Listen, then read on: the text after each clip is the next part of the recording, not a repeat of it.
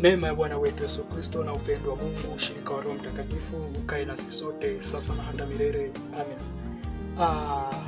Katika siku ya leo napenda tutafakari kitabu cha barua ya kwanza ya mtumishi wa Mungu Paulo kwa kanisa lile la Wakorintho, na katika kitabu kile cha Wakorintho wa kwanza sura ya 12 maneno ya Mungu yamehifadhiwa hivi. Anasema, basi ndugu zangu, kwa habari ya karama sitaki mkose kufahamu. Mwajua ya kuwa mlipokuwa watu wa mataifa mlichukuliwa na kufuata sanamu zisizonena, kama anenaye katika roho wa Mungu kusema Yesu amelaaniwa, wala hawezi mtu kusema Yesu ni Bwana isipokuwa katika Roho Mtakatifu. Basi pana tofauti ya karama, bali Roho ni yeye yule. Tena pana tofauti ya huduma, na Bwana ni yeye yule. Kisha pana tofauti za kutenda kazi, bali Mungu ni yeye yule azitendaye kazi zote katika wote.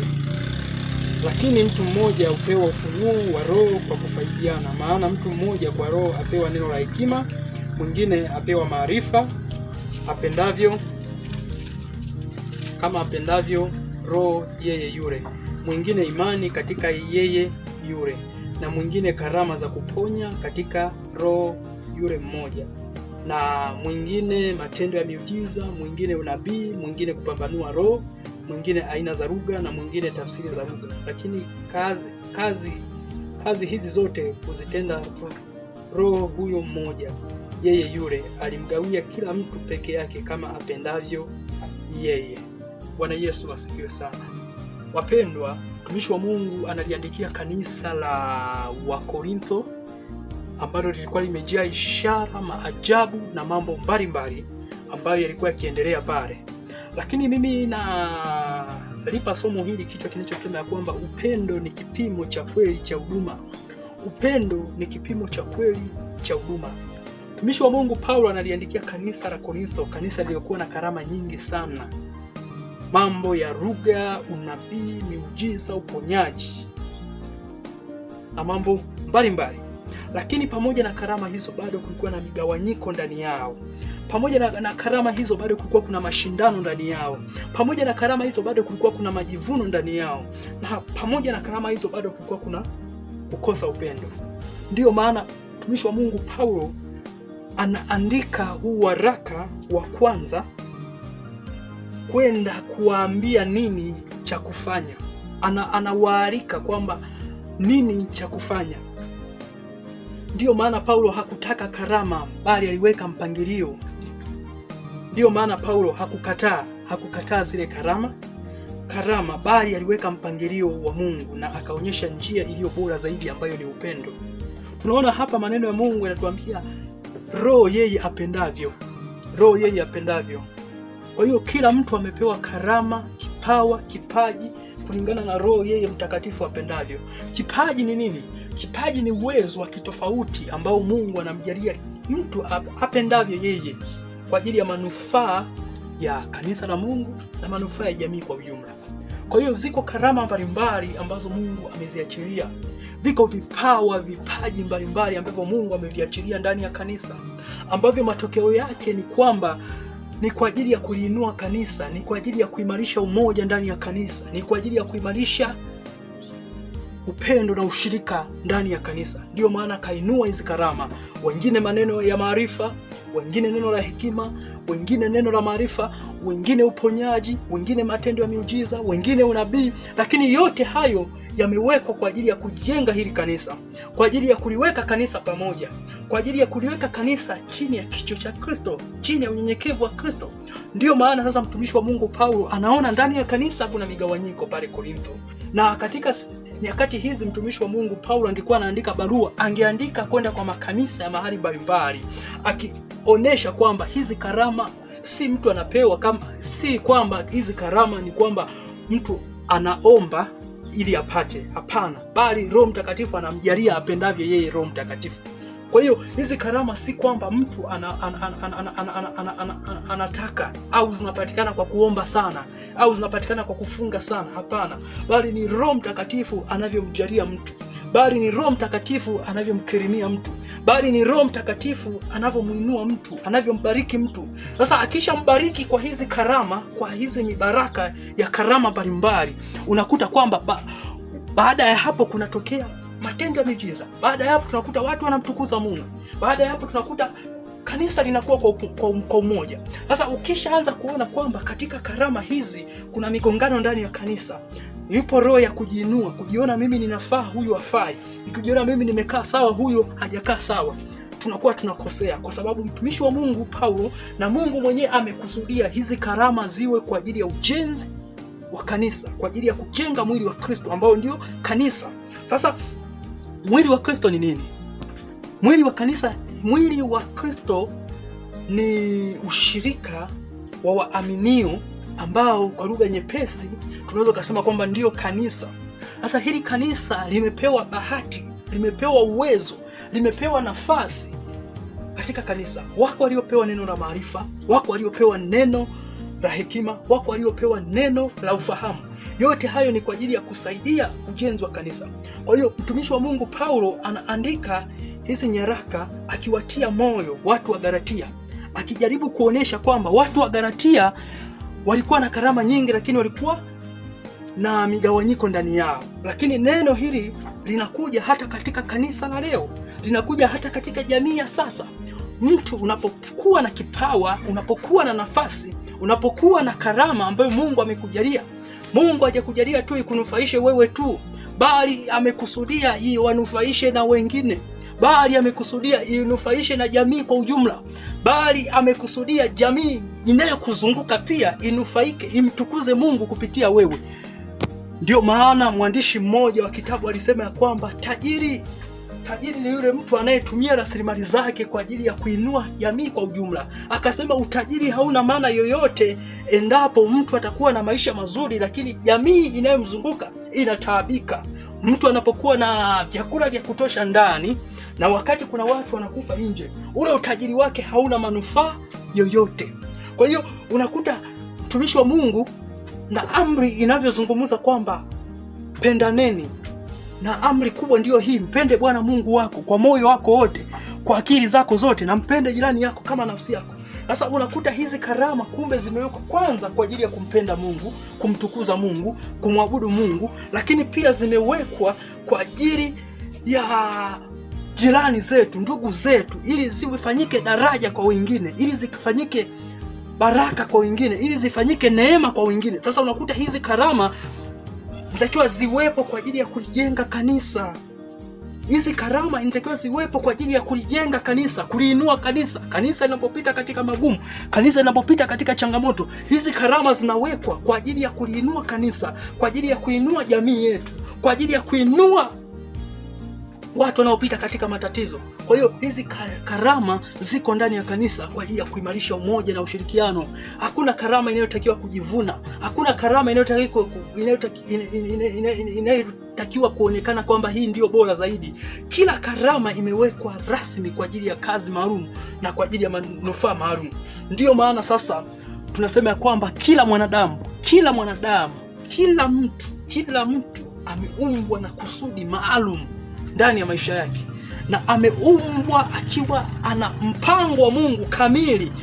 Mungu anajua ni wapi atakapotobolea, ni wapi atakapotokea, ni wapi ambapo atavuka, ni wapi ambapo Mungu amekusudia kwamba atamvusha, ni njia gani Mungu amekusudia huyu mtu atapita. Kwa hiyo si kila njia ni kusudi la Mungu, njia nyingine sio kusudi la Mungu, lakini ziko njia ambazo ndio kusudi la Mungu. Mungu amekusudia kwamba huyu mtu apate kupita. Sasa katika hizo njia Mungu ndio anaachilia vitendakazi hivyo ambavyo ndizo karama hizo ambazo Mungu anaziachilia ndani ya kanisa. Vitendakazi hivyo ni vipaji, ni vipawa ambavyo Mungu anaachilia. Ndio maana unakuta kuna mtu mwingine yuko very competent sana kwenye mambo ya uongozi, lakini mwingine yuko very competence kwenye mambo ya spiritual, mambo ya kiroho, lakini mwingine yuko very competence kwenye mambo ya kiuchumi, mwingine kwenye mambo ya kijamii. Yote hayo yanawekwa kwa ajili ya kusaidia, kwanza kumsaidia mtu mwenyewe, maslahi binafsi, lakini pia kwa ajili ya kulisaidia kanisa, kwa ajili ya kusaidia jamii yetu inayotuzunguka.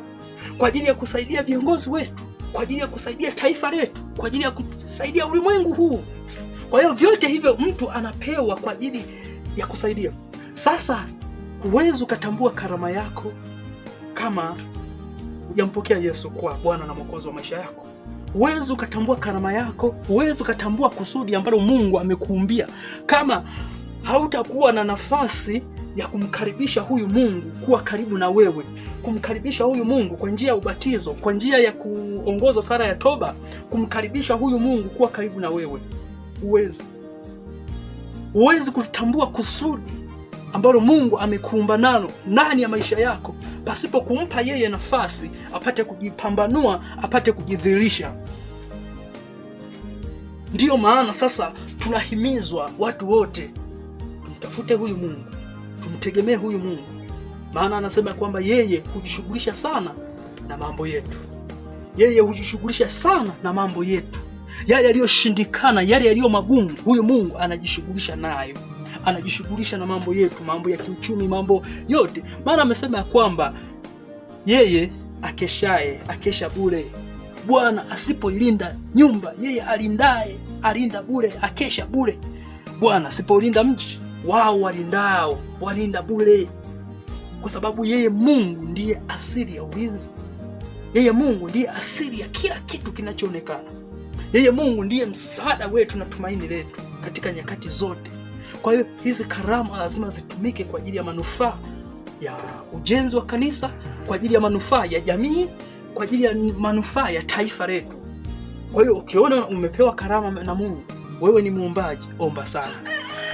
Wewe umepewa karama ya unabii, unaona, ni muonaji, tumie kwa ajili ya manufaa ya ujenzi wa kanisa, usijivune. Wewe umepewa karama ya kuponya wagonjwa, usijivune. Tumia karama hiyo kwa ajili ya manufaa na ujenzi wa kanisa. Wewe ni mwalimu, fundisha, usijivune. Tumia kwa ajili ya ujenzi wa nini? Wa kanisa. Wewe ni muombaji, omba.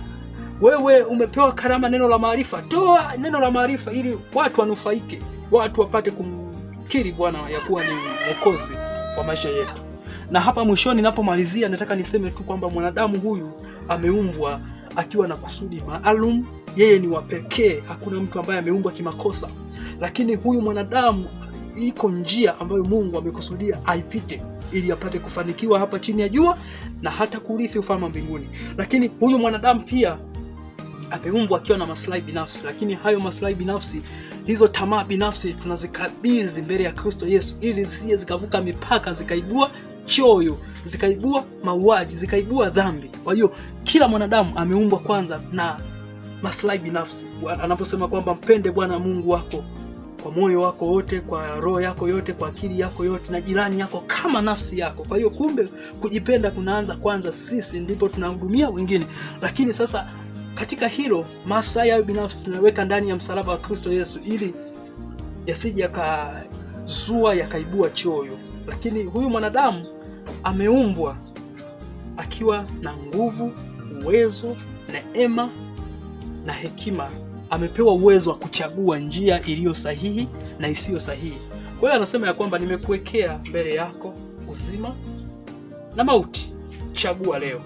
Lakini mtumishi wa Mungu Yoshua anapohubiria watu wale katika lile kusanyiko ambalo aliliitisha baada ya yale mataifa ya Israeli 12 kugawana maeneo pale Shekemu, ameitisha lile kusanyiko la Shekemu, anaanza kuhadisia wana wa Israeli kwamba huyu Mungu ametoka huku, alitutoa katika utumwa hivi na hivi, habari za kina Ibrahimu mpaka wakafika nchi ile, mpaka wamegawana. Sasa nawaambia sasa, huyu Mungu mmeshamjua, mmeshamfahamu, mmeshamtambua. Sasa hivi leo chagueni mtakayemtumikia, lakini mimi na nyumba yangu tutamtumikia Bwana. Kwa hiyo unakuta ya kwamba baada ya maelekezo mengi ndipo anapewa nafasi ya kuchagua. Hata Kristo Yesu mwenyewe alipotuma wanafunzi wake utume wa kitaifa, wakati ule anaondoka wa kimataifa, alisema enendeni ulimwenguni mote mkaihubiri injili kwa kila kiumbe ili kila aaminie awe na uzima wa milele. Sasa anasema ya kwamba mkiwafundisha na kuwaambieni yote niliyowasimulia na mliojionea, na kuwabatiza kwa jina la Baba, Mwana na Roho Mtakatifu, mimi niko pamoja nanyi mpaka nini? Mpaka ukamilifu wa dahari. Kwa hiyo huyu Mungu anapozungumziwa hapa ni Mungu wa huruma, ni Mungu wa neema, ni Mungu aliye msaada wetu wa karibu. Anasema kwamba kama tungeangalia Mungu angeangalia matendo yetu, hakuna ambaye angepona. Kwa hiyo karama ambayo uko nayo itumie kwa ajili ya ujenzi wa kanisa. Huduma ambayo Mungu amekuamini, amekupa, hajakupa wewe binafsi, bali amekupa kwa ajili ya ujenzi wa kanisa. Basi Mungu wa mbinguni akubariki sana. Naomba niombe pamoja nawe wakati huu unapomaliza. Niombe nikisema ya kwamba huyu Mungu asikupungukie. Kama amekupa karama, basi ungana pamoja nami, mwambie Mungu kwamba ninahitaji karama hii nitumike tu mimi kama njia tu kwa ajili ya wengine. Nikiomba tuseme: Baba yetu uliye mbinguni, jina lako tukuzwe, ufalme wako uje, mapenzi yako yatimizwe hapa duniani kama yanavyotimizwa huko mbinguni. Utupe leo riziki yetu, tusamehe makosa yetu kama nasi tunavyosamehe tukosea, usitutie majaribuni, lakini tuepushe na muovu, kwa kuwa ufalme ni wako na nguvu na utukufu na hata milele. Amen. Neema ya Bwana wetu Yesu Kristo, upendo wa Mungu, ushirika wa Roho Mtakatifu ukae nasi sote sasa na hata milele. Amen. Kumbuka sana mpendwa, sala ya baba yetu ndiyo sala kuu zaidi ambayo Mungu alitufundisha. Tukiomba tuseme: Baba yetu uliye mbinguni. Mungu akubariki sana. Asante. Usisahau kucomment hapo, usisahau kusubscribe, usisahau kulike na kushare video hii wafikie na wengine pia kwa ajili ya manufaa na ujenzi wa taifa letu. Mungu wa mbinguni akubariki. Amen.